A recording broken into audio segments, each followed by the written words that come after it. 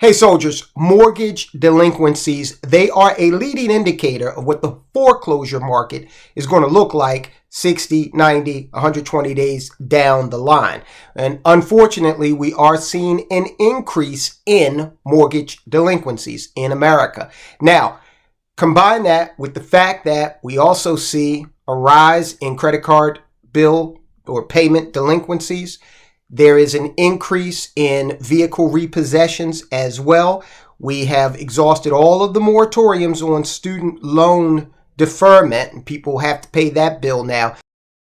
Add into that inflation, these interest rate hikes, and the consumer is being crushed. Now, the fallback position, people will give up a car, right? People will say, hey, I can't pay this credit card bill. You're just going to have to deal with it later. But the last line of defense is that mortgage, because people need the roof over their head, right? Especially if they've been in the house for any length of time. But sadly, we are seeing the pressures of Bidenomics, okay? Karine Jean-Pierre gets up in the White House press room behind the podium. And this woman, I wonder how she sleeps at night, knowing full well that she is lying, actively lying to the American people, because I know that she has friends. I know that she has family members who are feeling the brunt of this economy, yet and still she persists. In any event, what do you expect from the halls of Washington, D.C.? Mortgage delinquencies increased in the third quarter of 2023.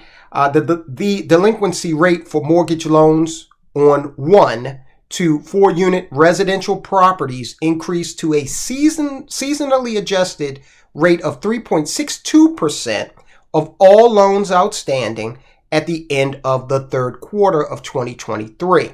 This is according to the Mortgage Bankers Association.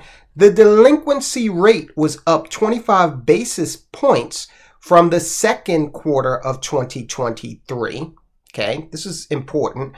And up 17 basis points from 1 year ago. So both on the quarter-on-quarter and the year-on-year, we see increases in the delinquency rate. Now, one of the things that we talk about here on the channel is that, unfortunately, if people start to fall back or fall behind rather on their rent, they've got about 30 days, okay? Unless they have a landlord like the one I had when I was just starting out in life, 20 years old, and was so strapped for cash that I couldn't pay the rent on time.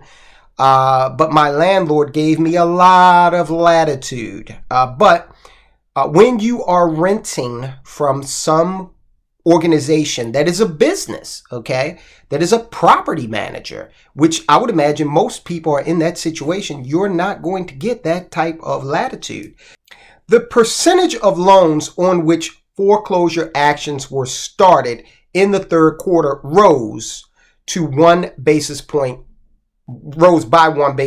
to 0.14%. So again, you see a little bit of a lag because, like I was saying, with the landlord situation, about 30 days and that's it. Then they're taking you to rent court, right?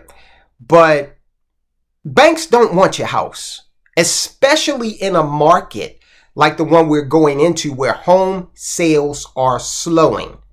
Banks want you to pay for your house. So if you or someone is having difficulty paying that mortgage, don't ignore it. There are plenty of options for you. You get with your mortgage service provider and start to talk about the programs that they have that would help you to, get over the hump, so to speak. Believe me, they don't want your house. They want you to be able to pay, and they'll work something out, or at least they will give you some options. The national mortgage delinquency rate increased in the third quarter from the record survey low reached in the second quarter of this year, with an uptick in delinquencies across all of the loan types, as we have elaborated on. The decline in later stage delinquencies, along with the foreclosure start rate of 0.14% 0.8%, which is well below the historical quarterly average of 0.40%, suggests that distressed homeowners may be utilizing available loss mitigation options that prevent the start of a foreclosure. Listen, also, there's no shame in this, okay? The economy, this Bidenomics BS that we are all enduring, there's no shame in getting with your mortgage service provider and finding out what these options are and employing one or two of them to help you and your family maintain that asset called your home. Additionally, accumulated home equity may also be enabling some homeowners to sell their homes well before foreclosure becomes a possibility. Again, that's another option that a renter just does not have.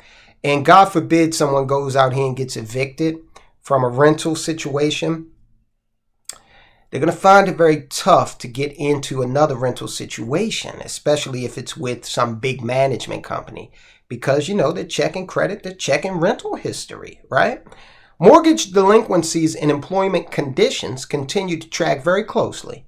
According to the Mortgage Bankers Association, the labor market has shown recent signs of weakening. Now, look, those signs of weakening are not recent.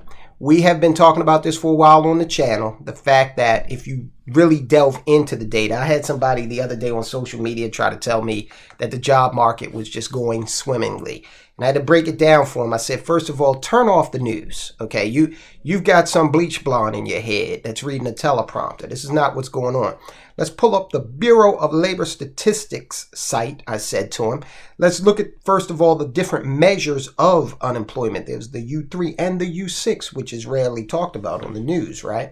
And then let's also delve into this data and see how many people are working second full-time jobs or part-time jobs in order to make ends meet. That doesn't sound like an economy that is doing gangbusters if you have to be at work for 24 hours a day, right? So this individual tried to tell me that everything was going fine with the job market. I disavowed him of that notion. And he is a newly sanctified soldier in the Soldiers of Finance community. So the labor market is weakening. Unemployment rate increased 3.9% in October, which is the highest level since January of 2022. The Mortgage Bankers Association forecasts slower hiring and rising unemployment, with the rate rising to 5% by the end of 2024. And again, if they're forecasting that it's going to rise to 5%, look, let's just be real. It's probably going to be a lot higher than that, okay? Because again, the experts are saying it, right? And you know what they always do when it actually happens? They say, well, the experts, they were surprised. It came in lower than the experts had forecast, or higher than the expert. The experts are always wrong. The increase in unemployment will likely mean further increases in mortgage delinquencies. One just follows the other, right? Particularly for FHA borrowers. Now that brings us to another point about the group that is most vulnerable to these mortgage delinquencies. It is actually the subprime borrower, right? Now, subprime borrowers are folk that usually have some credit challenges or coming off some recent credit challenges. They don't have the 700 credit score. So they may be looking at a higher interest rate to get into that home, or people who are just starting out, things like that, or don't have jobs paying a lot of money. Anyway, these people have seen a greater uptick in their rate of mortgage delinquencies than the average, okay? So this is what we're dealing with here in 2023. Let's hope that we can right the ship of state, the economic ship of state. But it's going to be, I'm not going to blow smoke, guys. It's going to be really challenging when we've got a situation that we have with all of the financial headwinds, most of which we've created for ourselves in this country through policymakers who don't understand macroeconomics. Look at this chart. And this is the Fed showing you that slight uptick on the foreclosures. So As these delinquencies work themselves out, if they work themselves out to such an extent that they cannot be paid back, this graph unfortunately will rise. We will see more foreclosures. Parting shot here, guys. Look, to the extent that a property is foreclosed upon, you may be able to leverage that in terms of a real estate investment, because again, banks want in and out. A lot of times banks aren't willing to do any repairs to the property.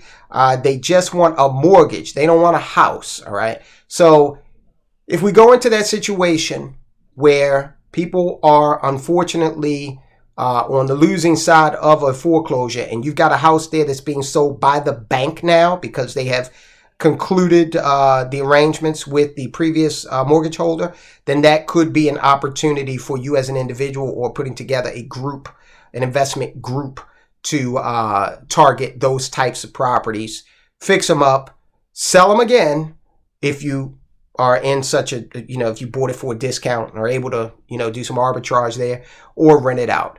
All right, guys, I'll talk to you soon.